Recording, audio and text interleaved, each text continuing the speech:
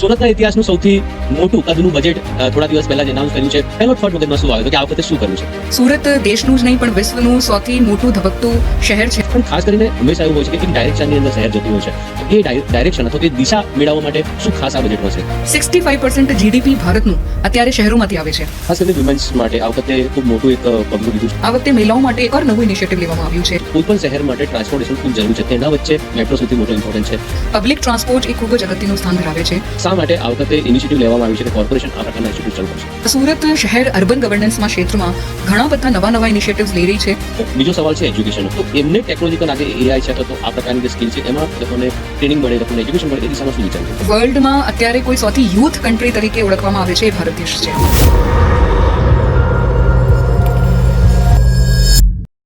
નમસ્કાર. સુરતીસના વિશેષ પોડકાસ્ટમાં આપનું સ્વાગત છે. હું છું તેજસ મોદી. વાત આજે સુરતની કરવાના છીએ. જી હા, એ સુરત જે સોનાની મૂરત કહેવાતું હતું, જ્યાં 84 દેશના વાવટા ફરકતા હતા. મુગલો હોય, પોર્ટુગીઝ હોય, અંગ્રેજો હોય, તમામ અહીં આવ્યા હતા વેપાર ધંધા રોજગાર માટે. આ સુરત શહેર તાપી નદીના કિનારે વસેલું શહેર, જેને અનેક ઉતાર ચઢાવ જોયા છે. પ્લેગ જોયો છે, પૂર જોયું છે અને છેલ્લે કોરોનાની મહામારી પણ જોઈ છે. પરંતુ મને સુરતની જે સૌથી વધારે વાત ગમે છે તે એ છે કે ગમે એટલી વખત આ સુરતને નુકસાન થયું હોય, પડ્યું હોય, પરંતુ તે એટલી જ ગતિથી આગળ દોડે છે. આજે સ્વચ્છતામાં દેશમાં નંબર 1 સુરત છે. ડેવલપમેન્ટની વાત હોય, વિકાસની વાત હોય કે ચાહે સિટીઝન્સ એટલે કે લોકોના જીવન સ્તરની વાત હોય, દરેક બાબતમાં સુરત આજે કહી શકાય છે કે એક નંબર 1 ના ક્રમાંકમાં દોડી રહ્યું છે. સુરતીઓ આના માટે જરૂરથી શ્રેય આપી શકાય તે બાબત છે. સુરતીઓ શ્રેય લઈ શકે છે, પરંતુ આ શ્રેય લેવામાં જેનો સૌથી મહત્વનો ફાળો છે તે છે સુરત મહાનગરપાલિકા. એક નાની શરૂઆત કરવામાં આવી હતી, ત્યારબાદ ધીરે ધીરે આજે 9,600 કરોડથી વધુનું બજેટ ધરાવે છે અને સુરત મહાનગરપાલિકા દરેક બાબતની અંદર સુરતીઓને એક ઉચ્ચ કક્ષાની રહેવાની સુવિધા હોય, ચાહે તે રસ્તાનું ઇન્ફ્રાસ્ટ્રક્ચર હોય, આ તમામ બાબતોની અંદર મદદ કરી રહ્યો છે. અને આજે પહેલી વખત સુરત મહાનગરપાલિકાના કમિશનર આપણી સાથે આ પોડકાસ્ટમાં જોડાયા છે. મારે થોડો લાંબો ઇન્ટ્રોડક્શન એટલા માટે આપવો પડે કારણ કે આ મારા સુરત શહેરની વાત છે અને આપણી સાથે જોડાયા છે શાલિની અગ્રવાલજી, જે સુરત મહાનગરપાલિકાના મ્યુનિસિપલ કમિશનર. મેમ, તમારું ખૂબ ખૂબ સ્વાગત છે સુરતના આ એક ડિજિટલ નંબર 1 ડિજિટલ પ્લેટફોર્મ સુરતીઝમાં. અને મને ખ્યાલથી આપ પણ પહેલી વખત કોઈ પોડકાસ્ટમાં ગયા છે, જે મારી પાસે માહિતી છે તે મુજબ. હા, આજે આ મારું ફર્સ્ટ પોડકાસ્ટ છે. પહેલા તો મેમ ખૂબ ખૂબ અભિનંદન, કારણ કે તમે સુરતના ઇતિહાસનું સૌથી મોટું કદનું બજેટ થોડા દિવસ પહેલા જ એનાઉન્સ કર્યું છે. 9,600 કરોડથી મોટું આ બજેટ છે. મેમ, બજેટ જ્યારે તમે શરૂઆત કરી કે હવે બજેટ સમય આવી ગયો છે અને બજેટ હવે ડિક્લેર કરવાનું છે, પહેલો થોટ મગજમાં શું આવ્યો હતો કે આ વખતે શું કરવું છે? સૌથી પહેલાં તો આ બધાને ખૂબ ખૂબ હાર્દિક નમસ્કાર. સુરત શહેર એક મિની ભારત છે બિલકુલ. અને એક ગ્લોબલ સિટી છે. સુરત દેશનું જ નહીં પણ વિશ્વનું સૌથી મોટું ધબકતું શહેર છે, કેમ કે પોપ્યુલેશન અને જીડીપીના પ્રમાણે, ઇકોનોમિક દ્રષ્ટિના પ્રમાણે સુરત નેશનલી અને ઇન્ટરનેશનલી બહુ જ ઇમ્પોર્ટન્ટ રોલ પ્લે કરે છે. તો જ્યારે બજેટ બનાવતા હતા તો સૌથી પહેલાં વાત એ જ હતી દિમાગમાં કે સુરત ગ્લોબલ સિટી છે, એટલે ગ્લોબલ સિટીને ધ્યાને રાખીને સુરત શહેરનું બજેટ હોવું જોઈએ. બીજી વસ્તુ કે ભારત દેશ અત્યારે 2047 સુધીમાં વિશ્વનું ત્રીજું આર્થિક રીતે સૌથી સદ્ધર દેશ બનવા માટેનું સંકલ્પ ભારત દેશે લીધું છે, ભારતના માનનીય વડાપ્રધાનશ્રીએ લીધું છે. અને 2047માં સુરત શહેરને તો સૌથી મોટું રોલ પ્લે કરવાનું જ છે. સુરત શહેર અત્યારે પણ ગુજરાતના જીડીપીમાં અગત્યનું સ્થાન ધરાવે છે અને ભારતનું 1.7% જીડીપી માતબર જીડીપી છે જે સુરત શહેરમાંથી આવે છે. તો બીજું એ જ હતું કે 2047ને જ્યારે વિશ્વમાં ત્રીજું અર્થતંત્ર હશે ત્યારે સુરત શું હશે, આ 2-3 વસ્તુઓ ધ્યાને રાખીને બજેટ બનાવ્યું છે. અને ચૂંકી સુરતમાં ડાયવર્સિટી છે એટલે આ ડાયવર્સિટીને પણ ધ્યાને રાખીને બજેટ બનાવવામાં આવ્યું છે. અને ખાસ કરીને જ્યારે સુરત શહેરની અંદર હોય અને જે રીતે ઉદ્યોગો આવી રહ્યા હોય, આખા દેશમાંથી જ્યારે લોકો આવતા હોય છે અને દુનિયાની નજર જ્યારે સુરત પર, કારણ કે ટેક્સટાઇલ સિટી છે, ડાયમંડ સિટી છે, ફ્લાયઓવર સિટી છે, ઇકોનોમિક બની રહ્યું છે, તો જરૂરથી એ વસ્તુ કે એક ડાયરેક્શન મળવું જોઈએ. પણ ખાસ કરીને હંમેશા એવું હોય છે કે એક ડાયરેક્શનની અંદર શહેર જતું હોય છે. તો એ ડાયરેક્શન અથવા તો એ દિશા મેળવવા માટે શું ખાસ આ બજેટમાં છે? સૌથી પહેલાં તો મને સુરતના લોકોને જણાવવાનું થાય છે અને ખૂબ જ ગૌરવની લાગણી સાથે બધાને સાથે શેર કરું છું કે સમગ્ર વિશ્વમાં મોટા મોટા જો શહેરો છે એમના માટે ઇકોનોમિક ડેવલપમેન્ટ પ્લાન અથવા તો દરેક શહેરનું એક પર્સપેક્ટિવ પ્લાન હોય છે કે આગળ આવતા 20-25 વર્ષમાં શહેર ક્યાં જશે. ઇન્ડિયા અત્યારે અર્બનાઇઝેશનની દ્રષ્ટિમાં સૌથી ઇમ્પોર્ટન્ટ દેશ બની ગયું છે કેમ કે સેકન્ડ હાઈએસ્ટ અર્બન પોપ્યુલેશન હવે ભારત દેશમાં છે. ગ્લોબલ પોપ્યુલેશનની 11% પોપ્યુલેશન ભારત દેશમાં છે, અર્બન પોપ્યુલેશન. અને શહેરો જો છે એમનું રોલ ખૂબ જ અગત્યનું થઈ રહ્યું છે. અત્યારના પરિસ્થિતિમાં સમગ્ર ભારત દેશ રૂરલ ઇકોનોમીથી અર્બન ઇકોનોમી તરફ ટ્રાન્ઝિશન કરી રહી છે. એક ફિગર, હું સિમ્પલ ફિગર આપને આપીશ. 65% જીડીપી ભારતનું અત્યારે શહેરોમાંથી આવે છે અને આ શહેર કેટલા ટકા એરિયા ધરાવે છે? ફક્ત 3% એરિયા. યાની ભારતના 3% એરિયામાંથી અત્યારે 65% જીડીપી આવી રહ્યું છે. 2047 સુધીમાં આ જો જીડીપી છે 85% થશે. અને મેં જેમ કીધું છે કે વિકસિત ભારતના પરિપ્રેક્ષ્યમાં નીતિ આયોગે સમગ્ર ભારતમાંથી 4 શહેરોની પસંદગી કરી અને આ 4 શહેરોમાંથી એક શહેર છે સુરત. અને સૌથી પહેલાં સુરતનું વિકસિત સુરત 2047નું પ્લાન બનાવવામાં આવ્યું છે અને અત્યારનું જો જીડીપી છે એમને 20 ગુણા સુધી 2047 સુધીમાં જીડીપી લઈ જવા માટેનું એ પ્લાન છે. આપ સમજી શકો કે જ્યારે અત્યારનું જીડીપીને 20 ગુણા જીડીપી લઈ જવા માટેનું જ્યારે પ્લાન હોય ત્યારે આ પ્લાનને માનનીય મુખ્યમંત્રી શ્રી દ્વારા લોન્ચ કરવામાં આવ્યું. સમગ્ર ભારત દેશમાં અત્યારે આ પ્લાનની ચર્ચા થઈ રહી છે, ઇકોનોમિક ડેવલપમેન્ટ પ્લાનની. અને આ પ્લાનના જો 2 બાબતો મુખ્ય છે. પહેલું, સુરતને as a global growth hub તરીકે વિકસાવવાનું, ગ્લોબલ ટ્રેડ અને ઇકોનોમિક ની દ્રષ્ટિએ, સર્વિસીસની દ્રષ્ટિએ હબ તરીકે વિકસાવવાનું, મોસ્ટ લિવેબલ સિટી તરીકે કે અહીંયા લોકો ખૂબ સારી રીતે રહી શકે, quality of life, most liveable city તરીકે, અને સસ્ટેનેબલ એન્ડ રિઝિલિયન્ટ સિટી. આપ કહો છો પૂર આવે છે, ફ્લડ્સ આવે છે, સ્કેર સિટી વગેરે બધાને ધ્યાને રાખીને એ દિશાનું આ પ્લાન છે. એટલે અમે બજેટમાં પણ કીધું છે કે Surat will be growth hub city, most liveable city, resilient and sustainable city. અને એ ગ્રોથ પ્લાનમાં સુરતને ટેક્સટાઇલ, ડાયમંડ એના કરતાં પણ હવે ડાયવર્સિફિકેશનની દિશામાં આગળ લઈ જઈ રહ્યા છે. એટલે Surat as a health city, Surat as a education city, Surat as gateway of trade and economic services, Surat as a port city, Surat as a tourist city and Surat as the most futuristic city તરીકે પણ પ્રોજેક્ટ કરવામાં. એટલે કહી શકાય છે કે મેમ કે જે રીતે અંગ્રેજોએ સૌથી પહેલી કોઠી બિઝનેસ માટેની સુરતમાં સ્થાપેલ હતી, એ દિશાની અંદર અત્યારે સુરત પોતાની જે જૂની અચીવમેન્ટ હતી એ મેળવવા જઈ રહ્યું છે. હવે Surat as a global city તરીકે આગળ વધવા માટે જઈ રહ્યું. અને મને ખ્યાલ છે એ જે લોન્ચિંગનો કાર્યક્રમ હતો એમાં સુબ્રમણ્યમ સર હતા. એમણે કહ્યું હતું કે હવે તમારે એક નામ આઈડેન્ટિફાઈ કરવું પડશે સુરત માટે. ટેક્સટાઇલ સિટી છે, ડાયમંડ સિટી છે, પરંતુ એક એવું નામ કે જે સુરતને વર્લ્ડના નકશામાં, દુનિયાના નકશામાં એક એવી આઈડેન્ટિટી આપે કે જે એને લાઈફ ટાઈમ સાથે આગળ વધી શકે. હા મેમ, બજેટની થોડી વાત કરી લઈએ. આ વખતે બજેટમાં ઘણા બધા જે પણ પ્રોજેક્ટ છે તે અમુક કેરી ફોરવર્ડ થયા છે જૂના. પરંતુ આ વખતે ઘણા નવા આઇકોનિક પ્રોજેક્ટ પણ જાહેરાત કરવામાં આવી છે આપણા દ્વારા બજેટની અંદર. તો એ આઇકોનિક પ્રોજેક્ટ કયા છે અને કઈ રીતે એ સુરતના વિકાસમાં, ડેવલપમેન્ટમાં, સસ્ટેનેબિલિટીની જો વાત કરીએ અથવા તો લિવિંગહુડ છે એની અંદર ફાયદો કરાવડાવશે? સુરતમાં અત્યારનું જો આઇકોનિક પ્રોજેક્ટ છે એ સર્વાંગી વિકાસને ધ્યાને લઈને સમાવેશ કરવામાં આવ્યા છે. સ્પેશિયલી આપણે જ્યારે ટુરિઝમની વાત કરીએ તો બધા લોકો હવે તાપી રિવરફ્રન્ટની રાહ જોઈ રહ્યા છે. અને આ બજેટમાં તાપી રિવરફ્રન્ટનું એક પ્રાયોરિટી સ્ટ્રેચ આઈડેન્ટિફાય કરવામાં આવ્યું છે જ્યાં ઝડપથી રિવરફ્રન્ટની કામગીરી ચાલુ થઈ શકે. એટલે આ એમનું અનાઉન્સમેન્ટ આઇકોનિક પ્રોજેક્ટ તરીકે કરવામાં આવ્યું છે. ડુમ્મસ સી ફેસ લોકોનું બહુ પ્રિય સ્થળ છે. અત્યારે 2 પ્રોજેક્ટ ત્યાં ઓલરેડી ચાલી રહ્યા છે, પણ આ વખતે ડુમ્મસ સી ફેસનું એક ત્રીજું નવું પ્રોજેક્ટ જે વર્લ્ડ ક્લાસ એન્ટરટેનમેન્ટની દ્રષ્ટિથી પ્રોજેક્ટ હોય અને પ્રાઇવેટ પાર્ટિસિપેશનથી આ પ્રોજેક્ટ કરવામાં આવે એમના માટેનું એક Dumas C face new development project PPP ધોરણે એ આઈડેન્ટિફાય કરવામાં આવ્યું છે. તાપી રિવરમાં અત્યારે બેરાજની કામગીરી ચાલી રહી છે. ગયા બજેટમાં વોટર મેટ્રોની જાહેરાત કરવામાં આવી હતી, પણ જ્યારે ભારત દેશની મુખ્ય શહેરોમાં ક્રૂઝ ટુરિઝમનું પણ પ્રમોશન થઈ રહ્યું છે, વિશ્વની મુખ્ય સિટીઝમાં ક્રૂઝ ટુરિઝમનું પ્રમોશન થઈ રહ્યું છે, ત્યારે આ બજેટમાં સુરત શહેરને પણ તાપી રિવર ઉપર ક્રૂઝ ટુરિઝમ પ્રપોઝ કરવામાં આવે એવી રીતનું આયોજન કર્યા છે.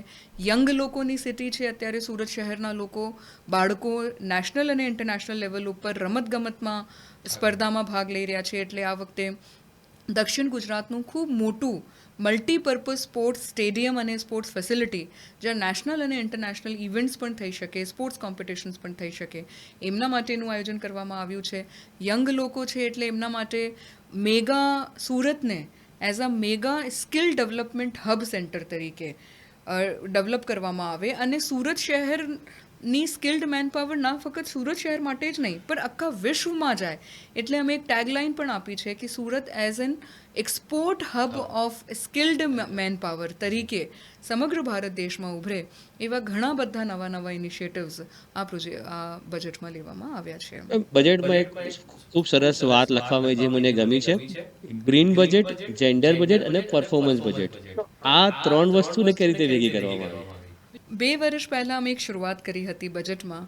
અત્યારે જ્યારે ભારત દેશ 2017 સુધીમાં 2070 સુધીમાં નેટ ઝીરો એમિશન તરફ વધી રહ્યું છે, આગળ વધી રહ્યું છે, તો સુરત શહેર તો જ્યારે દરેક બાબતમાં આગળ રહે છે, ત્યારે નેટ ઝીરોમાં સુરત શહેર પણ કેમ ના આગળ વધે અને ક્લાઇમેટ પ્રત્યે પોતાની કટિબદ્ધતા કેમ ન દર્શાવે, એમના માટે 2 વર્ષ પહેલાં ગ્રીન બજેટનું એક નવું ઇનિશિયેટિવ લેવામાં આવ્યું હતું અને કેપિટલ એક્સપેન્ડિચરના 10% એક્સપેન્ડિચર ગ્રીન પ્રોજેક્ટ્સ ઉપર, renewable energy, solar power plant, urban forest, plantations, દરેક કોઈ પણ કામ કરે સુરત મહાનગરપાલિકામાં ક્લાઇમેટનું પોષણ કેવી રીતે કરી શકાય આ બાબતમાં આગળ વધ્યા હતા.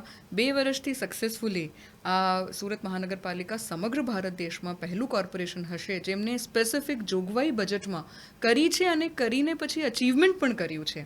એટલે આ વખતે ગ્રીન બજેટને આગળ ધપાવવામાં આવ્યું છે અને ઘણા બધા ક્લાઇમેટ ચેન્જના નવા ઇનિશિયેટિવ્સ બજેટમાં લેવામાં આવ્યા છે. જેન્ડર બજેટ, કેમ કે સુરત શહેરમાં વિવિધ પ્રાંતોથી મહિલાઓ અહીંયા આવીને કામ કરે છે, સુરત શહેરના વિકાસમાં મહિલાઓનું યોગદાન છે, એટલે મહિલાઓ માટે ઘણી બધી નવી સ્કીમ્સ આ બજેટમાં લેવામાં આવી છે, એટલે જેન્ડર બજેટ. અને પરફોર્મન્સ બજેટ જો છે કે સુરત મહાનગરપાલિકા જે બજેટ લોકો સમક્ષ મૂકી રહી છે, ગયા વર્ષનું જે બજેટ હતું આમાં સુરત મહાનગરપાલિકાએ શું પરફોર્મન્સ કર્યું છે એ પ્રોએક્ટિવલી લોકોના સમક્ષ સુરત મહાનગરપાલિકાએ પોતાનું પરફોર્મન્સ રિપોર્ટ કાર્ડ બતાવ્યું છે. એટલે આમાં પણ સમગ્ર ભારત દેશમાં સુરત મહાનગરપાલિકાએ લીડ લીધી છે અને પ્રથમ વખતે પરફોર્મન્સ બજેટ 2 વર્ષથી સતત આપવામાં આવી રહ્યું છે. મેમ, આપણે ગ્રીન બજેટની વાત કરી તો ગ્રીન ક્રેડિટની સાથે વોટર છે, પ્લાસ્ટિક છે અને કાર્બન ક્રેડિટ આ અત્યારે રોલ કરતા હોય છે અને દુનિયાના જે પણ પેરામીટર્સ જે એનાલિસિસ થતા હોય છે એમાં આ વસ્તુ ખાસ જોવામાં આવતી હોય છે. તો એ દિશામાં આપણે કઈ રીતે આગળ વધીએ? કેમ કે આપણે પાણીનો જે ગંદુ પાણી છે તેને રિસાયકલ કરીને આપણે એનું ઇન્ડસ્ટ્રીને આપી રહ્યા છે, આપણે ગ્રીન એનર્જીનો ઉપયોગ કરી રહ્યા, તો આ જે કાર્બન ક્રેડિટ અને આ વસ્તુ છે એની અંદર કઈ રીતે આપણે આગળ વધી રહ્યા છે?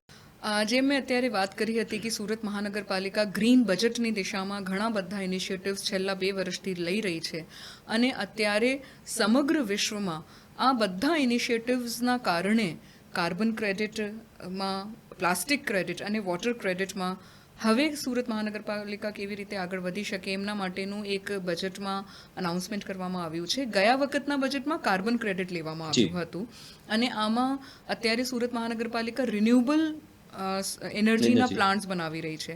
મને લાગે છે કે રિન્યુએબલ એનર્જીના ક્ષેત્રમાં પણ સુરત મહાનગરપાલિકાએ સમગ્ર ભારતમાં લીડ લીધી છે કે પોતાનું જેટલું પણ એનર્જી કન્ઝપ્શન થશે એનું ધીમે 100% 2047 સુધીમાં ટોટલ રિન્યુએબલ એનર્જી ઉપરથી આવશે. મને કહેતા આનંદ થાય છે સુરતના લોકોને કે આ બધાના પ્રયાસથી અત્યારે આપણે 28% ઉપર પહોંચી ગયા છે, જ્યાં સુરત મહાનગરપાલિકાનું એનર્જી બિલ 28% રિન્યુએબલ એનર્જીમાંથી આવી રહ્યું છે અને એવા જો પ્રોજેક્ટ્સ હતા એમને ગયા વર્ષે આપણે કાર્બન ક્રેડિટ માટે રજીસ્ટર કર્યા હતા, પણ સુરત શહેરમાં અત્યારે પાણીના પ્રત્યે પણ ખૂબ જ જન અવેરનેસ થઈ છે અને જન ભાગીદારી થઈ છે. એટલે રેઇન વોટર હાર્વેસ્ટિંગના સ્ટ્રક્ચર્સ, પર્કોલેટિંગ વેલ, બોરિંગ્સ, રિચાર્જ વેલ્સ, બોરિંગનું નહીં ઉપયોગ કરવાનું એમના માટેનું જાગૃતિ થઈ છે.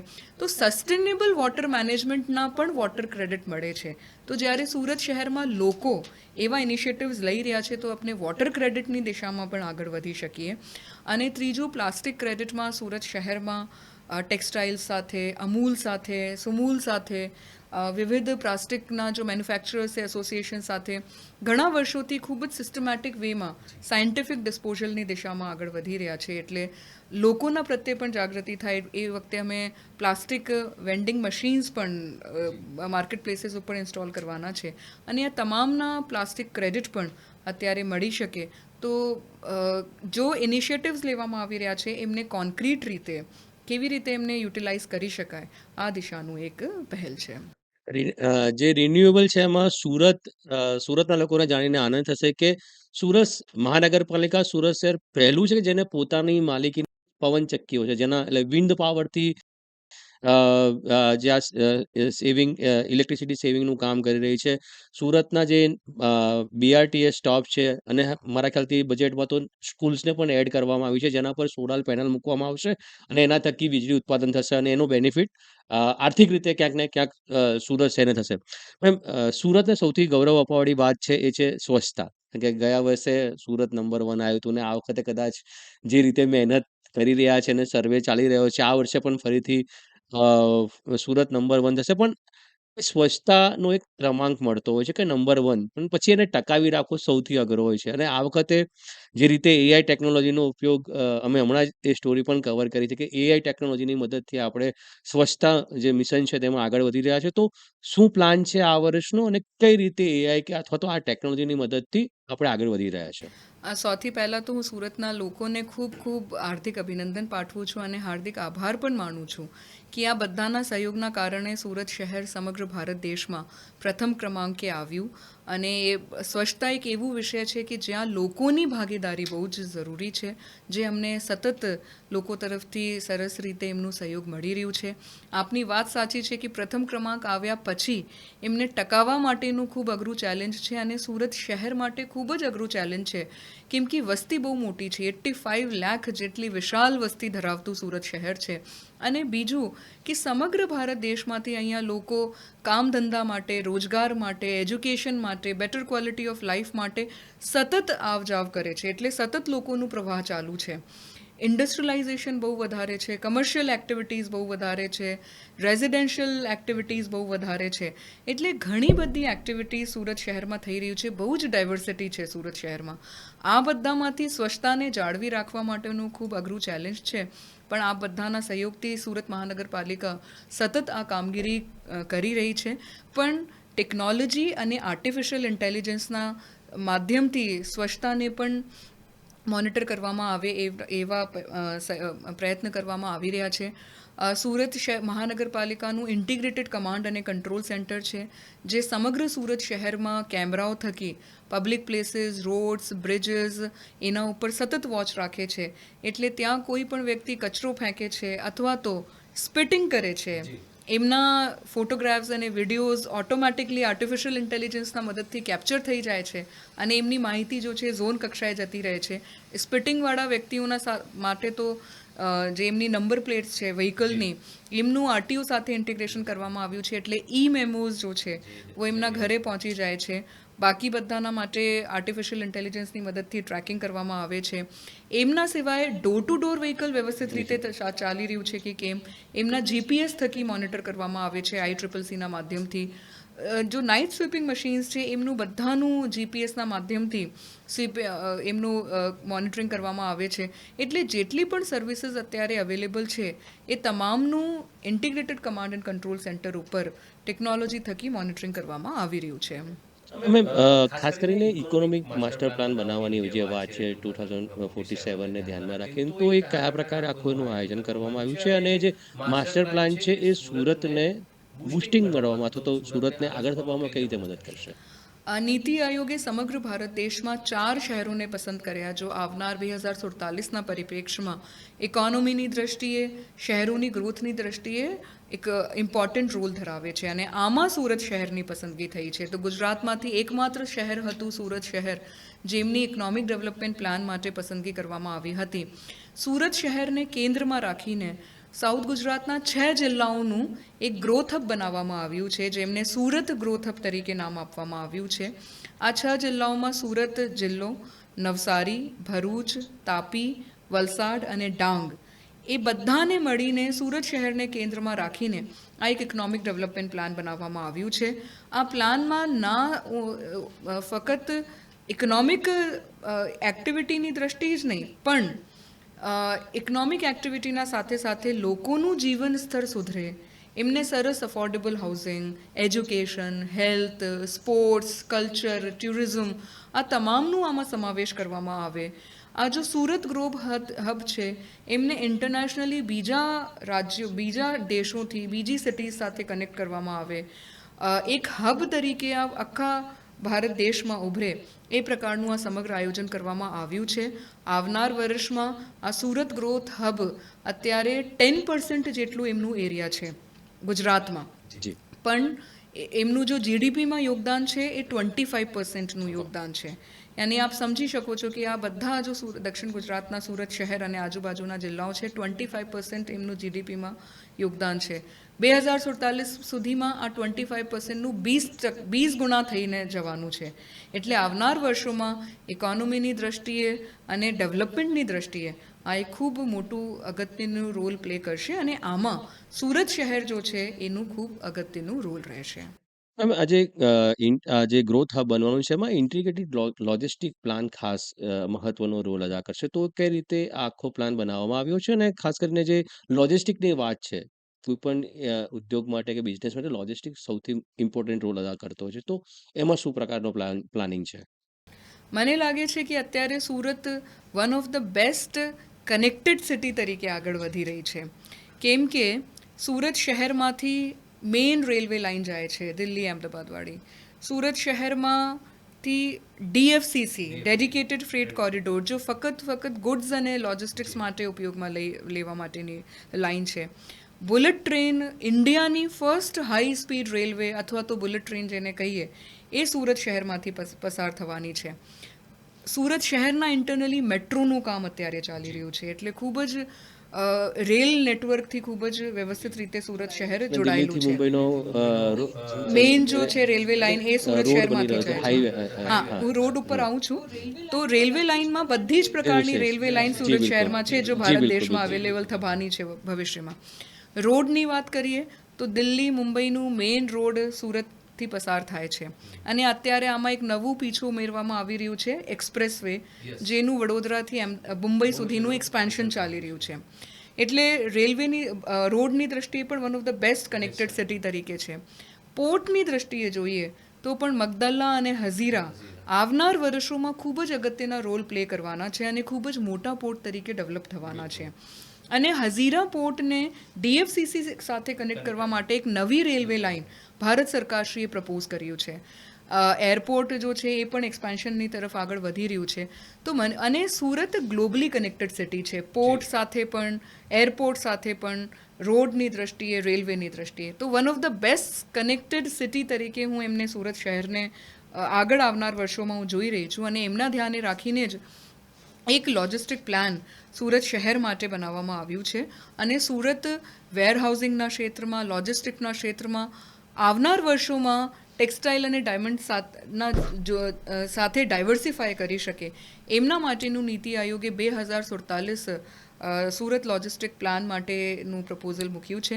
સુરત મહાનગરપાલિકાએ ગયા વર્ષે સુરત લોજિસ્ટિક પ્લાન બનાવવા માટેની શરૂઆત કરી હતી અને આમાં transportation, logistics, warehousing, customer facilitation, બીજા બધા સિટીઝ સાથે એમનું ઇન્ટિગ્રેશન, એમનું એક માસ્ટર પ્લાન અત્યારે બનાવી રહી છે એક ડ્રાફ્ટ રિપોર્ટ ઓલરેડી એમનું તૈયાર થઈ ગયું છે, પણ 2047નું જો નીતિ આયોગનું પ્લાન છે એમનો પણ કોમ્પોનન્ટ્સ આમાં એડ કરીને ટૂંક સમયમાં જ એક લોજિસ્ટિક પ્લાન બનાવવામાં આવશે અને સુરત શહેર આવનાર વર્ષમાં લોજિસ્ટિક માટેનું એક ખૂબ મોટું ગ્રોથ હબ તરફ આગળ વધશે.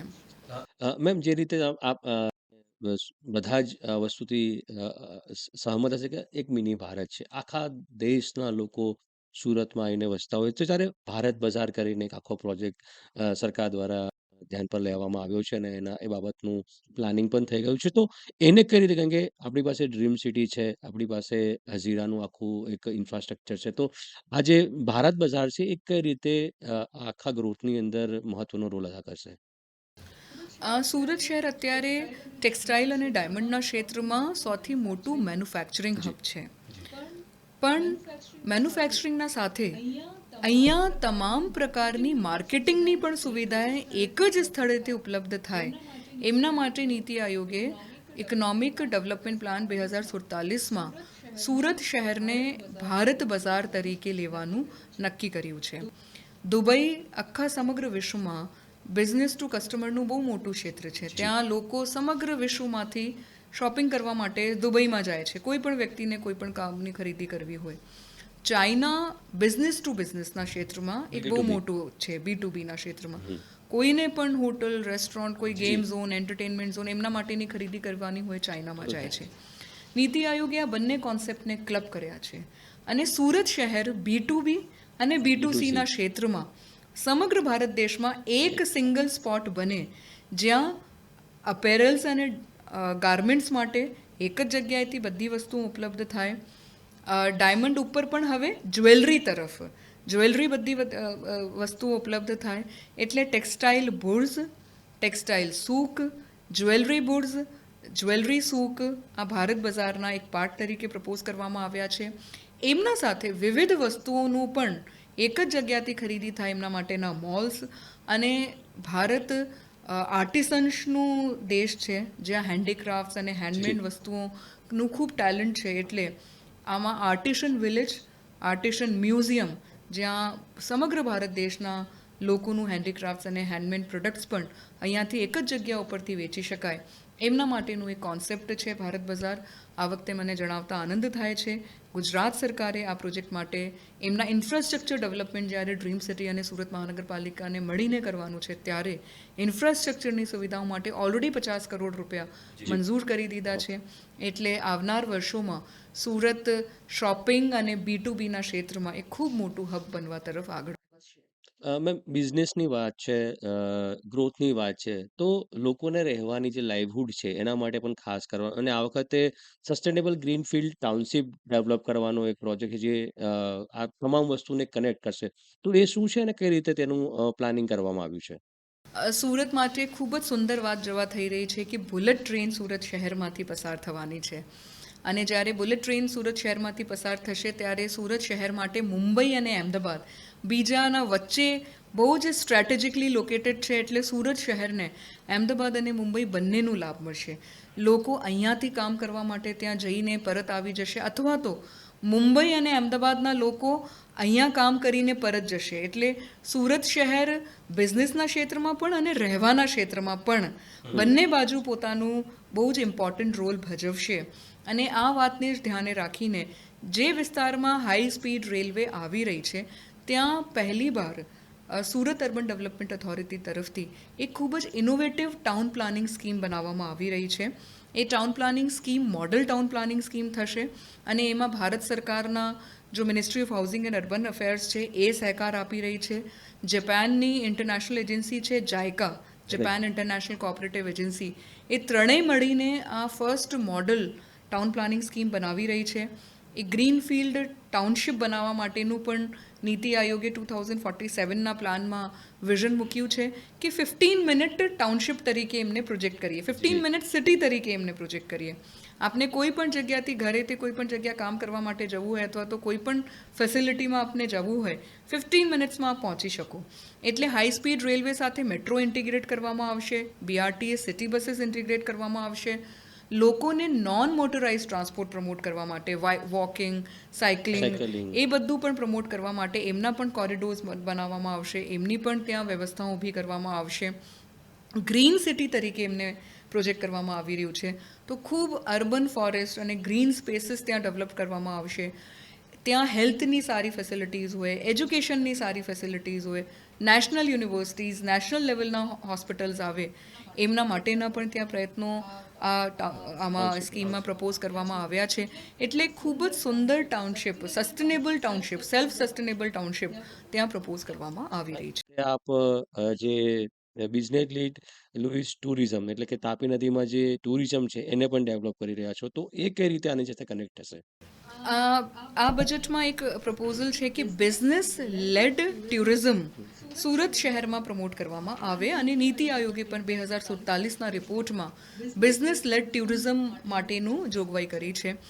Surat is a business city, Yes. એટલે જે પણ લોકો અહીંયા બિઝનેસ માટે આવે, ટેક્સટાઇલમાં કે ડાયમંડમાં કે કોઈ પણ ક્ષેત્રમાં, એ લોકો અહીંયા એડિશનલી 2-3 દિવસ રોકાય જી. તો બિઝનેસ પણ કરે પણ સુરતનું ટુરિઝમનું પણ આનંદ લે. એમના માટેનું આ કોન્સેપ્ટ છે બિઝનેસ લેડ ટુરિઝમ.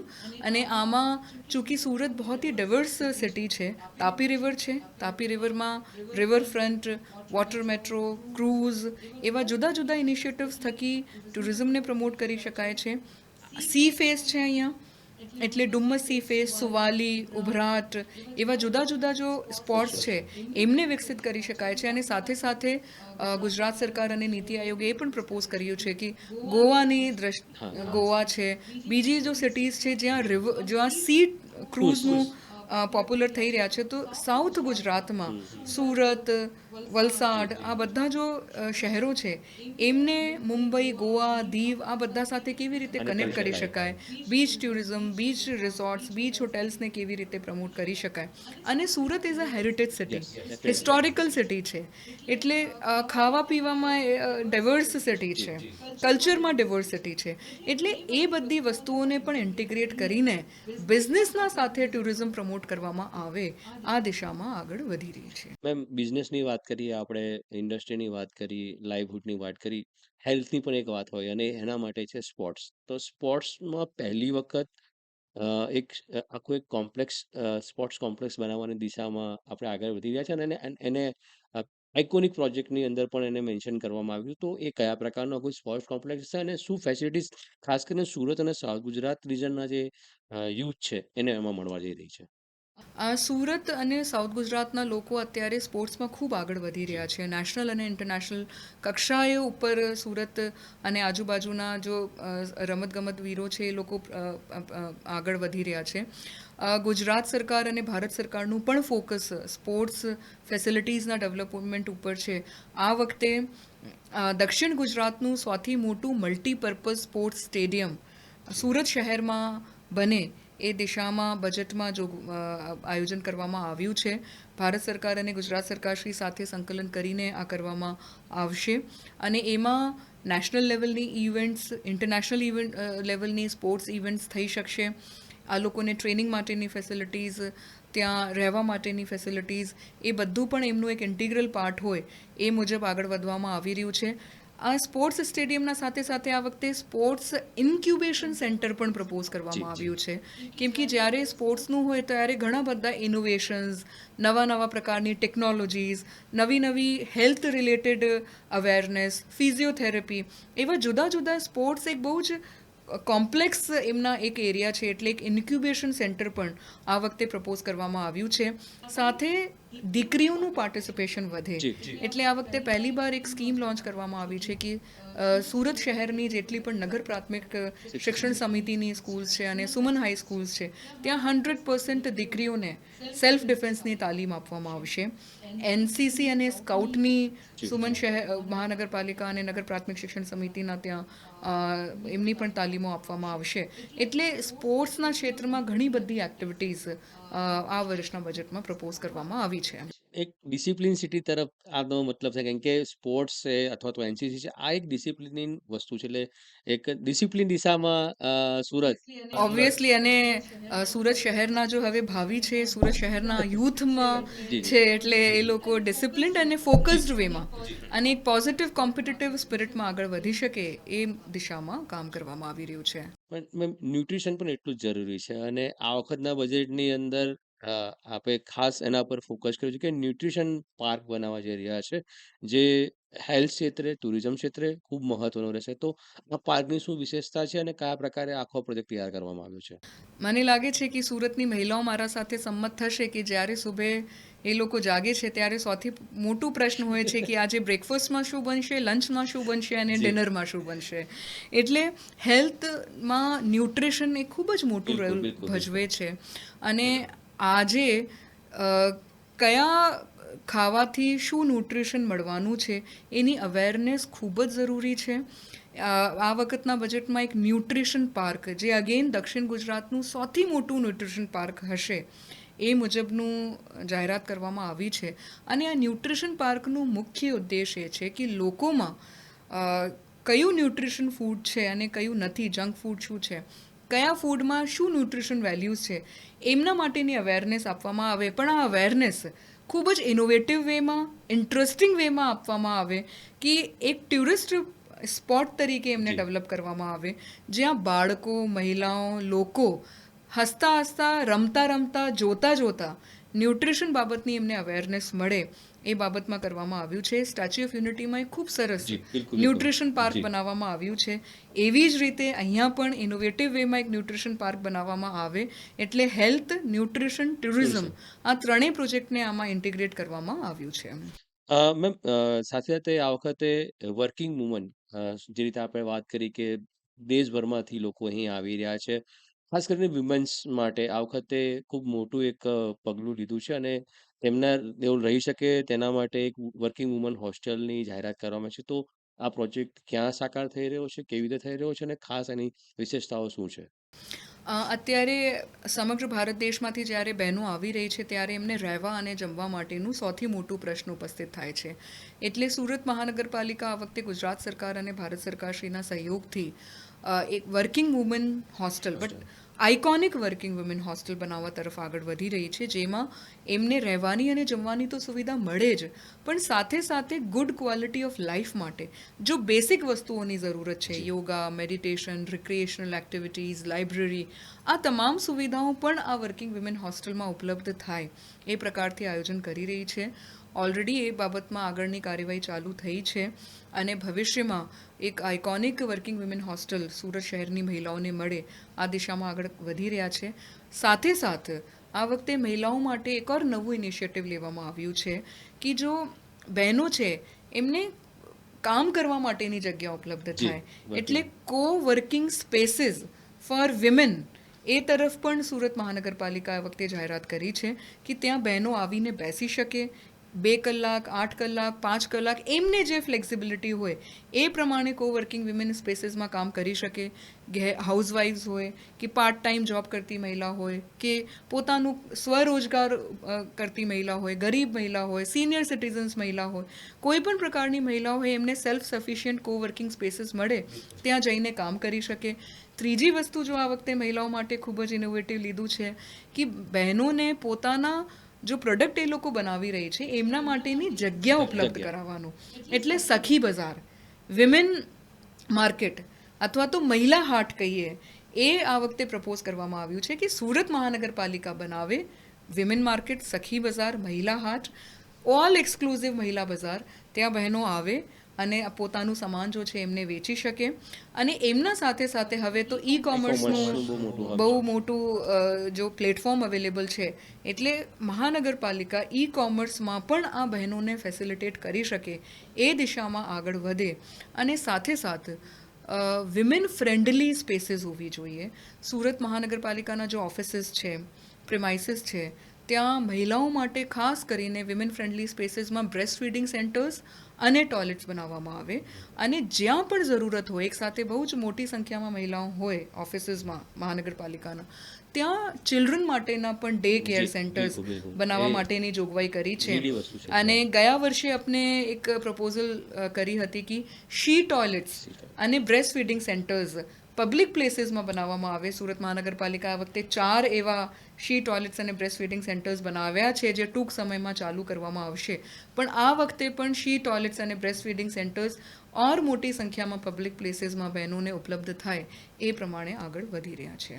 મેમ કહી શકાય કે આપે દરેક બાબતની અંદર મહાનગરપાલિકાએ આ બજેટની અંદર જે રીતે આપણે કહ્યું કે દરેક ક્ષેત્રના વ્યક્તિ માટે ફોકસ કરવામાં આવ્યું છે. પણ સવાલ સૌથી મોટો છે કે ઘણા બધા ઝોન્સ છે આપણા ત્યાં લગભગ 8 ઝોન્સ છે અને નવા વિસ્તારો એડ પણ થયા છે.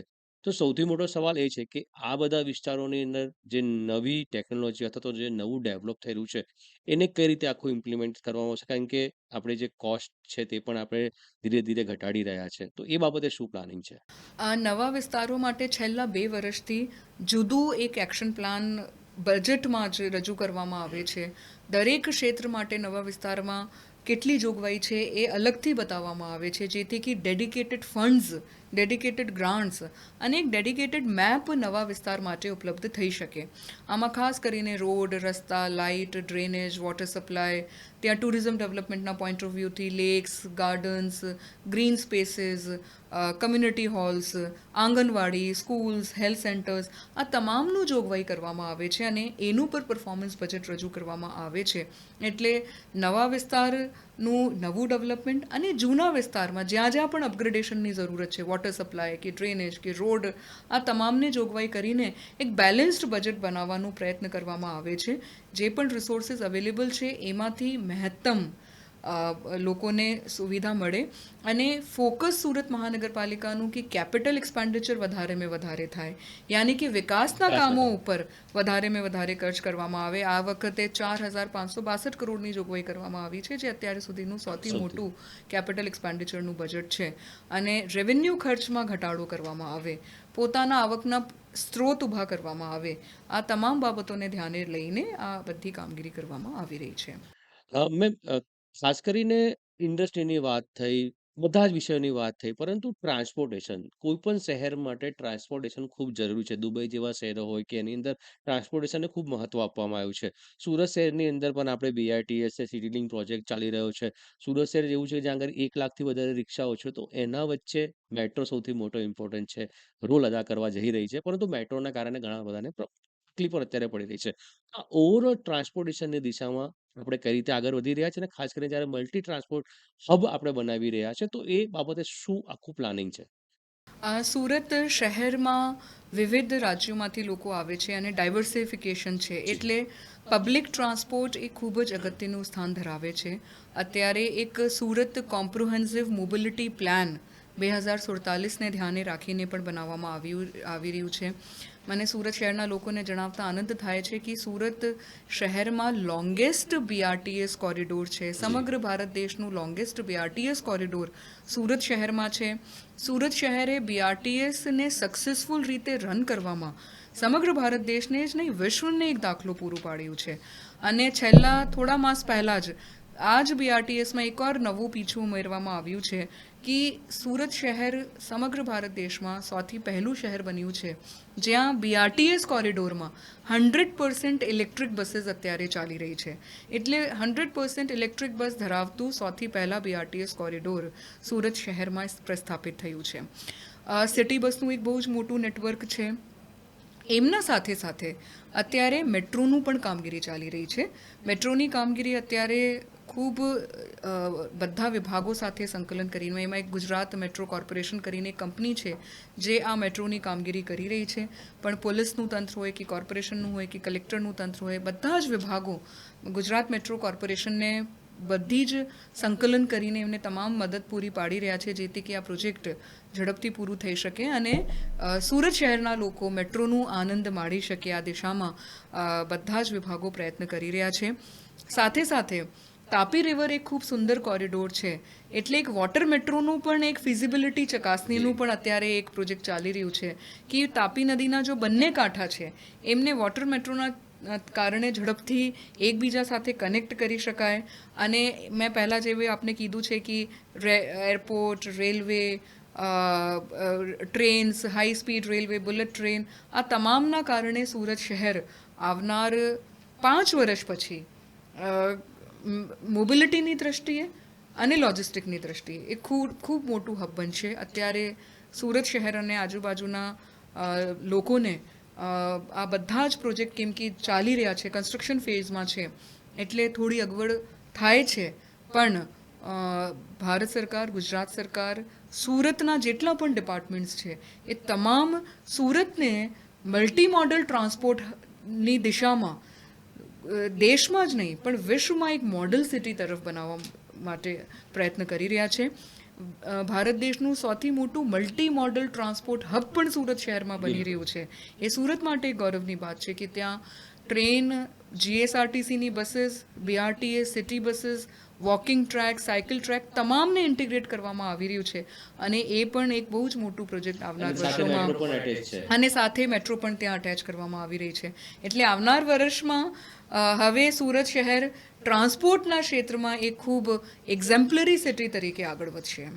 મેમ, આ બજેટની અંદર ઇન્સ્ટિટ્યૂટ પર ખાસ ફોકસ કરવામાં આવ્યું છે, ચાહે ફાયર ડિઝાસ્ટરની વાત હોય અથવા તો અર્બન ગવર્નન્સ, કેમ કે એક ખૂબ મહત્વનો રોલ છે અર્બન ગવર્નન્સની. તો ઇન્સ્ટિટ્યૂટ શા માટે આ વખતે ઇનિશિયેટિવ લેવામાં આવ્યું છે કે કોર્પોરેશન આ પ્રકારના ઇન્સ્ટિટ્યૂટ શરૂ કરશે? સુરત શહેર અર્બન ગવર્નન્સમાં ક્ષેત્રમાં ઘણા બધા નવા ઇનિશિયેટિવ્સ લઈ રહી છે. અને આ નવા initiative as a best practice ભારતની સિટીઝ જોઈ રહી છે. અત્યારે આપ જોઈ શકો છો કે સમગ્ર ભારત દેશમાંથી અર્બન ગવર્નન્સના ઇનિશિયેટિવ્સ જોવા માટે કોર્પોરેશન્સ, નગર નિગમ, મ્યુનિસિપાલિટીઝની ટીમ્સ આવે છે. ગુજરાતમાં નવા કોર્પોરેશન્સ બનાવવામાં આવ્યા છે. દક્ષિણ ગુજરાતમાં વાપી, નવસારી જેવા નવા કોર્પોરેશન બનાવવામાં આવ્યા છે. એમની મેન્ટરિંગની કામગીરી સુરત મહાનગરપાલિકાને આપવામાં આવી છે. એટલે તમામ પ્રકારની ટ્રેનિંગ્સ અને ગાઈડન્સ વગેરેની કામગીરી સુરત મહાનગરપાલિકા તરફથી કરવામાં આવી રહી છે. એમના સિવાય સુરત સમગ્ર ગુજરાતમાંથી પણ કોર્પોરેશન્સ અને નગરપાલિકાઓની ટીમ અહીંયા વિઝિટ કરવામાં આવે છે. ઘણા બધા એકેડમિક ઇન્સ્ટિટ્યુશન્સ, ઘણી બધી ઇન્ટરનેશનલ સંસ્થાઓ અત્યારે સુરત શહેરમાં અર્બન ગવર્નન્સની બેસ્ટ પ્રેક્ટિસીસની વિઝિટ કરવામાં આવે છે. એટલે એક આ બધી ટ્રેનિંગને ઇન્સ્ટિટ્યુશનલાઇઝ કરવામાં આવે, ના ફક્ત દેશ વિદેશની સિટીઝ માટે નહીં પણ સુરત શહેરના જો કર્મચારીઓ છે, અધિકારીઓ છે, એમની પણ સતત ટ્રેનિંગ થયા કરે, નવા ઇનિશિયેટિવ્સમાં, નવા નિયમોમાં, નવા ટેકનોલોજીમાં કન્ટિન્યુઅસલી કેપેસિટી બિલ્ડિંગ થાય, એના માટેનું એક અર્બન ગવર્નન્સ ઇન્સ્ટિટ્યૂટ આ વખતના બજેટમાં પ્રપોઝ કરવામાં આવ્યું છે. સુરત શહેરમાં જેવી રીતે ઇન્ડસ્ટ્રીયલાઇઝેશન થઈ રહ્યું છે, જેવી રીતે વિકાસ થઈ રહ્યું છે, કમર્શિયલાઇઝેશન થઈ રહ્યું છે, મને લાગે છે કે ફાયર એ ખૂબ જ સેન્સિટિવ ઇસ્યુ છે. એમના માટે કોર્પોરેશન સાથે લોકોમાં માસ અવેરનેસ થાય. અને આ વખતે અમે એક નવી સ્કીમ એક જાહેરાત કરી છે, અગ્નિમિત્ર.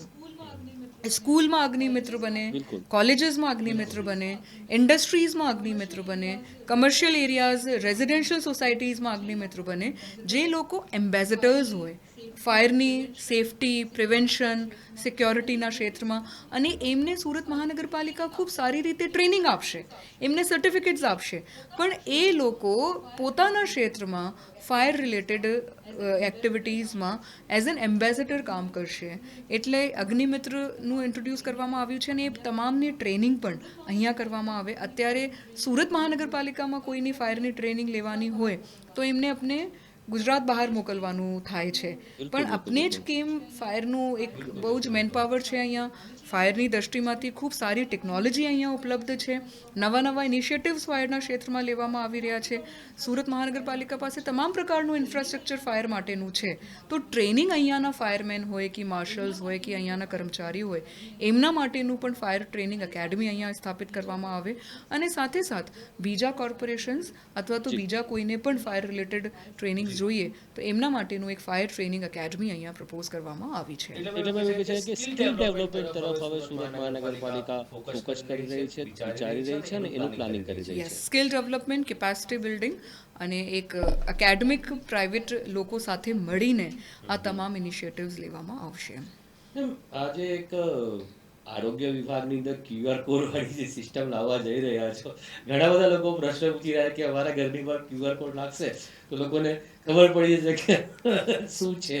તો એકચ્યુઅલી શું છે આખું QR કે દેશમાં પહેલી વખત આ ઇન્ટ્રોડ્યુસ થયું છે. અત્યાર સુધી આખા દેશની અંદર જ્યાં સુધી મને નોલેજ છે ત્યાં સુધી આરોગ્ય વિભાગ QR કોડથી આખું પ્રોજેક્ટ ચલાવવા જઈ રહી છે એવું ધ્યાને નથી આવ્યું. તો શું છે આ અને જે લોકો વિચારી રહ્યા છે એમાં શું આપ ફોકસ કરવા માંગશો? સૌથી પહેલાં તો હું કહેવા માગું છું કે આ જો QR કોડ ઘરોમાં લગાવીને આરોગ્ય તરફથી સર્વેલન્સ કરાવવાનું જો ઇનિશિયેટિવ્સ છે એ હેલ્થની કામગીરી અસરકારક રીતે થાય, એમની મોનિટરિંગ સારી રીતે થાય, આ હેતુથી કરવામાં આવી રહી છે. અત્યારે દરેક ઝોનમાં, દરેક વોર્ડમાં હેલ્થની ટીમ્સ મેન્યુઅલી જાય છે, ફિઝિકલી ત્યાં જઈને સર્વે વગેરે કરે છે, એમના મેન્યુઅલ પત્રકો છે, એમનું કોઈ એક ઇન્ટિગ્રેટેડ સેન્ટ્રલાઇઝ્ડ સિસ્ટમ નથી. એટલે પેન્ડેમિક હોય કે મલેરિયા કે ડેન્ગુ કે કોઈ પણ પ્રકારના હેલ્થ રિલેટેડ જ્યારે ડિઝાસ્ટર્સ હોય ત્યારે એ કોઈ સેન્ટ્રલાઇઝ્ડ મેપિંગ અવેલેબલ હોતી નથી. સેન્ટ્રલાઇઝ્ડ મેપિંગના ઘણા બધા ફાયદાઓ છે. એક તો કે કયા ક્ષેત્રમાં સર્વેલન્સ સારી રીતે થઈ રહ્યું છે, હેલ્થ વર્કર્સ ખરેખર લોકોના ઘરે જઈને કામગીરી કરી રહ્યા છે, ઓફિસમાં બેસીને ટેબલ ટોપ એક્સરસાઇઝ નથી, ખરેખર ત્યાં ઘરે જઈને કામગીરી થઈ રહ્યા છે, એમનું એક મોનિટરિંગ છે. સૌથી અગત્યની વાત કે એનું એક કરેક્ટિવ એક્શન્સ લેવામાં આવે કે કયા ક્ષેત્રમાં ડેન્ગ્યુના કેસીસ વધારે છે કે મલેરિયાના કેસીસ વધારે છે કે કયા ક્ષેત્રમાં પ્રોબ્લેમ્સ છે એ ઓટોમેટિકલી આઈડેન્ટિફાય થઈ જાય અને એમના માટે જે એક્શન્સ લેવાના થાય એનું પણ એક એનાલિસિસ થાય અને કરેક્ટિવ એક્શન્સ લેવામાં આવે. આ પ્રકારનું છે.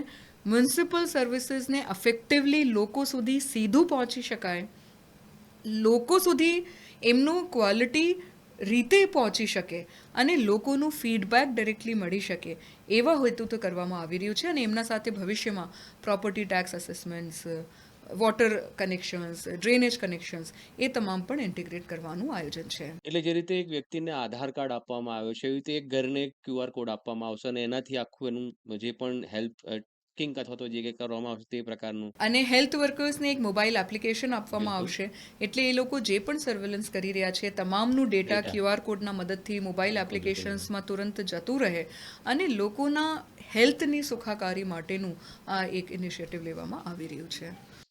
બીજો સવાલ છે એજ્યુકેશનનો, કારણ કે સુરત મહાનગરપાલિકા ડેવલપમેન્ટમાં સુરત ના લોકો સાથે છે, અન્ય ક્ષેત્રની આરોગ્યની વાત છે, પરંતુ એજ્યુકેશન પણ એક પાર્ટ ઓફ ધ જોબ અથવા તો પાર્ટ ઓફ ધ એમની કામગીરીમાં આવે છે. તો સુરત મહાનગરપાલિકાની જે સ્કૂલો છે એના અપગ્રેડેશન માટે, કારણ કે હવે અંગ્રેજી માધ્યમ અને સુરત લગભગ કદાચ સુરતીઓ નહીં જાણતા હોય પરંતુ લગભગ 7 થી 8 લેંગ્વેજની અંદર એજ્યુકેશન આપે છે. તો એમને ટેકનોલોજીકલ આજે AI છે અથવા તો આ પ્રકારની જે સ્કિલ છે એમાં એ લોકોને ટ્રેનિંગ મળે, એ લોકોને એજ્યુકેશન મળે, એ દિશામાં શું વિચારી રહી છે? વર્લ્ડમાં અત્યારે કોઈ સૌથી યુથ કન્ટ્રી તરીકે ઓળખવામાં આવે છે એ ભારત દેશ છે. વર્લ્ડની હાઈએસ્ટ યુથ પોપ્યુલેશન અત્યારે ભારતમાં છે. આવનાર વર્ષોનું વિકાસ જો છે યુથનું ઇનોવેશન, એમની સ્કિલ, એમની ટેકનોલોજી અને એમનું ફોકસ એના ઉપર આધાર રાખશે. સુરત મહાનગરપાલિકા એકમાત્ર નગરપાલિકા છે જે નગર પ્રાથમિક શિક્ષણ સમિતિમાં પ્રાઇમરી એજ્યુકેશન આપે છે પણ એમના સાથે સાથે હાયર એજ્યુકેશનના પણ સ્કૂલ્સ ચલાવે છે. 9th to 12th સ્ટેન્ડર્ડ્સના પણ સ્કૂલ ચલાવે છે. ગયા બજેટમાં એક ઇનિશિયેટિવ લેવામાં આવ્યું હતું કે અહીંયા ગરીબ લોકોના બાળકો ભણે છે, જે સમગ્ર ભારત દેશમાંથી અહીંયા આવી રહ્યા છે, એ લોકોના બાળકો અહીંયા ભણે છે, રોજગાર કરતા લોકોના બાળકો ભણે છે, એ લોકોને કેવી રીતે આપણે ગ્લોબલી કોમ્પિટિટિવ કરી શકાય અને એક એઝ અ ગ્લોબલ ટેલેન્ટ આપણે ઉભારી શકાય એમના માટે artificial intelligence, robotics, 3D printing અને ડ્રોનની જાહેરાત ગયા બજેટમાં કરવામાં આવી હતી કે એમની લેબ્સ આ સ્કૂલમાં સ્થાપિત કરવામાં આવશે. મને જણાવતા આનંદ થાય છે અગેન કે 18 જેટલી સ્કૂલ્સમાં 12 એવી લેબ્સ ઓલરેડી ચાલુ કરવામાં આવી છે. અત્યારે માનનીય મુખ્યમંત્રીશ્રીના હસ્તે એમનું ઉદ્ઘાટન કરવામાં આવ્યું હતું. ત્યાં નાની નાની દીકરીઓ ડ્રોન ઉડાવતી હતી, ડ્રોન બનાવતી હતી, રોબોટ્સ બનાવતી હતી અને આવનાર વર્ષોમાં આ જો 9th to 12thના દીકરાઓ અને દીકરીઓ છે એ લોકો આ બધા જ ક્ષેત્રમાં, કેમ કે આર્ટિફિશિયલ ઇન્ટેલિજન્સ ટેકનોલોજી બધાને આવડવું જ જોઈએ. એમ અત્યારે need કમ્પલસરી હવે થઈ રહી છે. એમનું સદુપયોગ પણ એમને કરવાનું હોય છે. એટલે આ બધા વસ્તુઓને ઇન્ટિગ્રેટ કરવામાં અને આ વખતના બજેટમાં પણ વધારે સ્કૂલ્સમાં આ પ્રમોટ કરવામાં આવે, સાથે સાથે લેંગ્વેજને પ્રમોટ કરવામાં આવે. એટલે આ વખતે સ્કૂલ્સમાં એક લેંગ્વેજ લેબ પણ સ્થાપિત કરવામાં આવશે. આમાં બાળકો ફોરેન લેંગ્વેજ અને ભારત દેશની રિજનલ લેંગ્વેજ આ બધા શીખી શકશે. એટલું એક નવું ઇનિશિયેટિવ આમાં લેવામાં આવ્યું છે. વિદ્યાર્થીઓને 100% સેલ્ફ ડિફેન્સની ટ્રેનિંગ્સ આપવામાં આવશે. જ્યારે આપણે ક્લાઇમેટની વાત કરી રહ્યા છે, મને લાગે છે કે ક્લાઇમેટ ચેન્જના કોઈ બહુ મોટા એજન્ટ્સ અથવા તો ચેન્જ એજન્ટ્સ હોઈ શકે એ બાળકો છે. એટલે આ વખતે અમે જાહેરાત કરી છે કે ઇકો સ્કૂલ્સ બનાવવામાં આવશે, જેમાં ગ્રીન સ્પેસીસ, સોલર રિન્યુએબલ એનર્જીનું production, rain water harvesting structures, environment friendly materials, આ તમામ માટે પાયલટ તરીકે અત્યારે થોડા સ્કૂલ્સ લીધા છે. ભવિષ્યમાં એ પ્રોજેક્ટ જ્યારે સક્સેસફુલ થશે તો વધારે સ્કૂલ્સને તબક્કાવાર લેવામાં આવશે. તબક્કાવાર 100% સ્કૂલ્સમાં રૂફટોપ સોલર લગાવવામાં આવે, જેથી કે બાળકોને રિન્યુએબલ એનર્જી પ્રત્યે પણ જાગૃતિ થાય અને સ્કૂલ્સ પણ રિન્યુએબલ એનર્જીના ક્ષેત્રમાં આગળ વધે.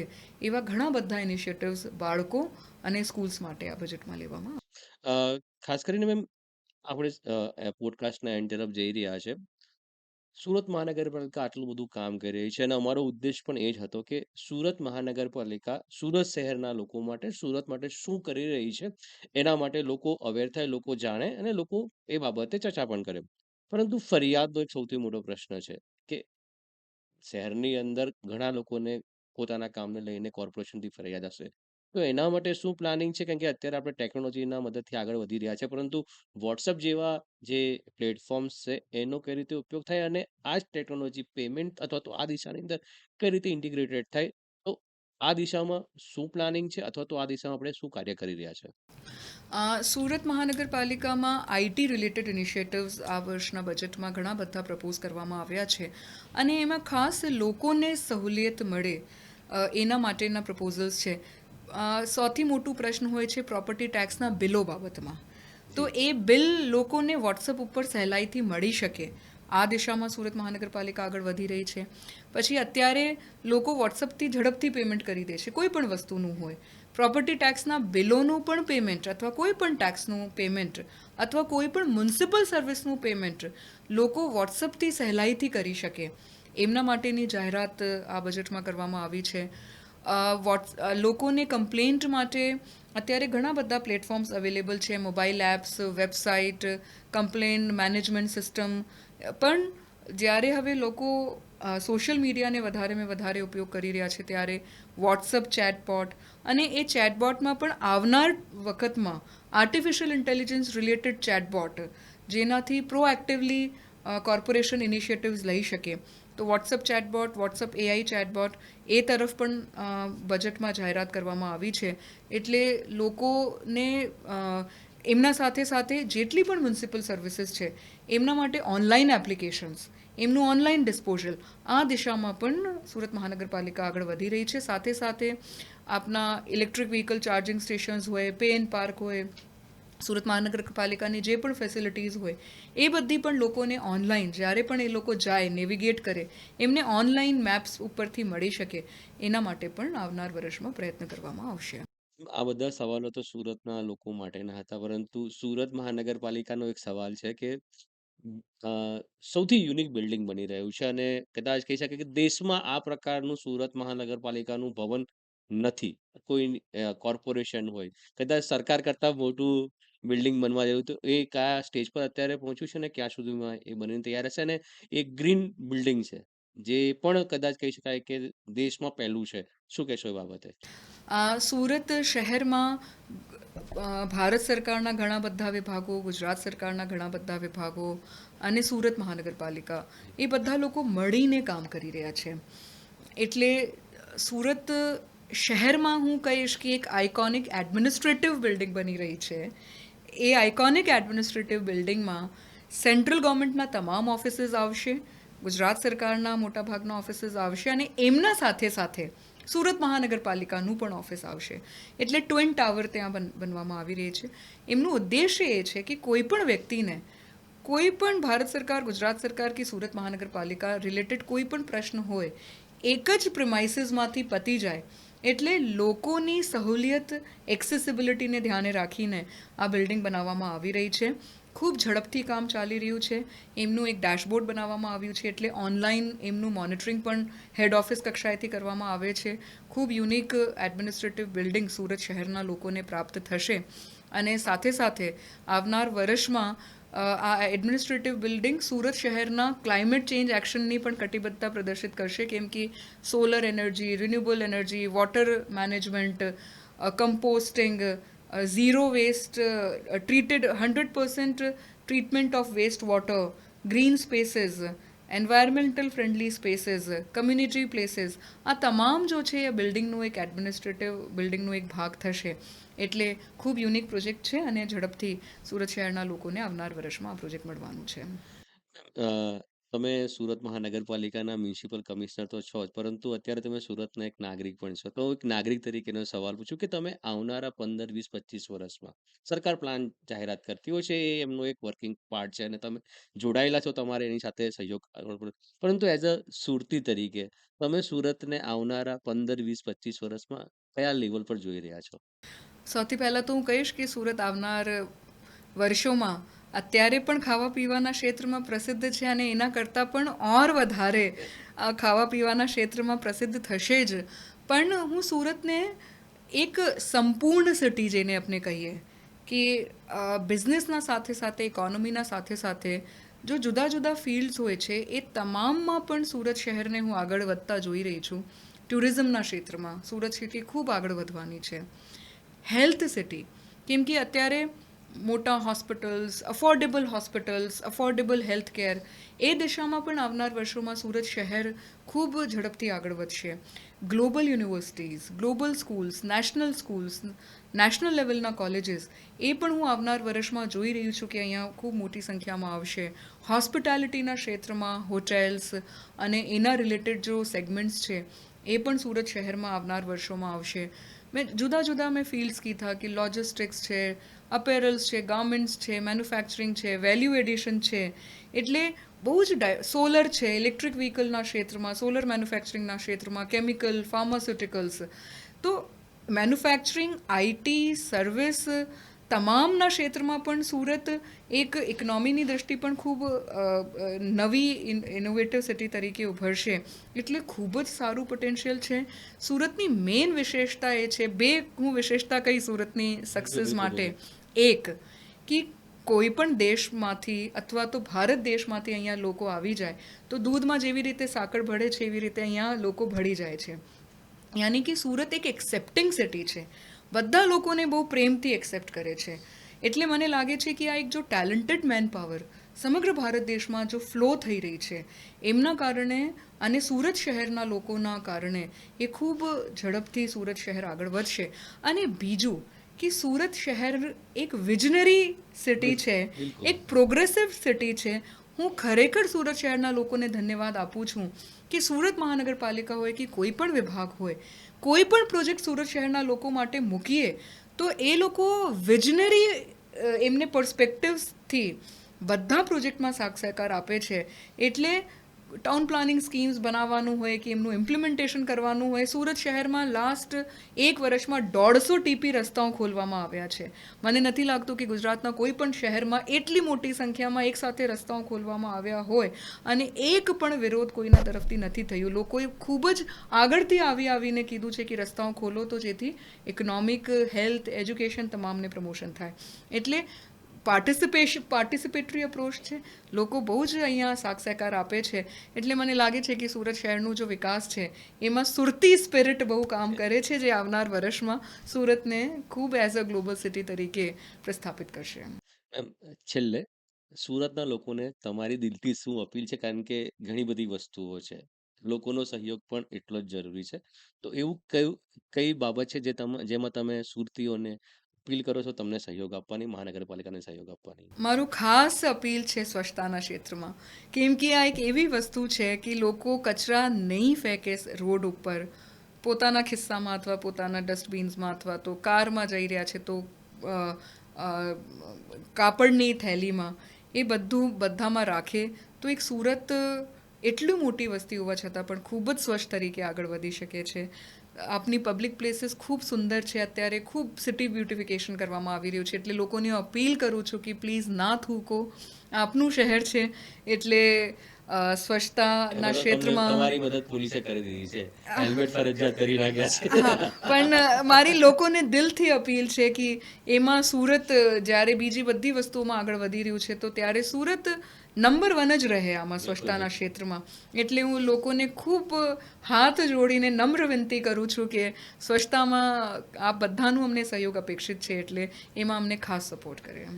મેમ ખૂબ ખૂબ આભાર. ખૂબ જ લાંબો પોડકાસ્ટ હતો અને સુરતના જેટલા પણ મુદ્દાઓ હતા ડેવલપમેન્ટના, વિકાસના, લોકોની લાઇવલીહુડના, લોકોના રહેવાના, ફ્યુચરના, ડેવલપમેન્ટના બધા જ મુદ્દાઓ અમે કવર કરવાનો પ્રયાસ કર્યો છે અને આપે પણ તમામ બાબતોની અંદર ખૂબ જ સુંદર અને વિસ્તારપૂર્વક જવાબ આપ્યો. આપનો ખૂબ ખૂબ આભાર. તો આ હતા શાલિની અગ્રવાલ, જે સુરત મહાનગરપાલિકાના મ્યુનિસિપલ કમિશનર છે. અ, સુરત કઈ રીતે આગળ વધે, સુરતનો વિકાસ કેવી રીતે થાય, સુરતના લોકો જે જિંદાદિલીથી જીવી રહ્યા છે, જે ઉત્સાહથી જીવી રહ્યા છે અને મનમોજીલા કહેવાય છે, તહેવારો ઉજવવામાં, ખાણીપીણીમાં જે પ્રખ્યાત છે, તે સુરતનું આ જે અસ્તિત્વ છે એ જળવાઈ રહે, તે તમામ મુદ્દાઓ પર એમણે આપણી સાથે વાત કરી.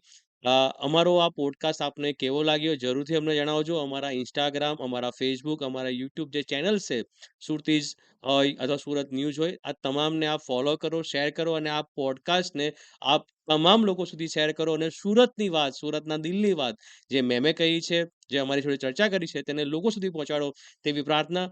જરૂરથી નવા પોડકાસ્ટમાં અમે ફરીથી મળીશું, નવા ગેસ્ટ સાથે, નવા વ્યક્તિ સાથે, નવા અ, વિચારો સાથે. ત્યાં સુધી રજા આપશો. નમસ્કાર.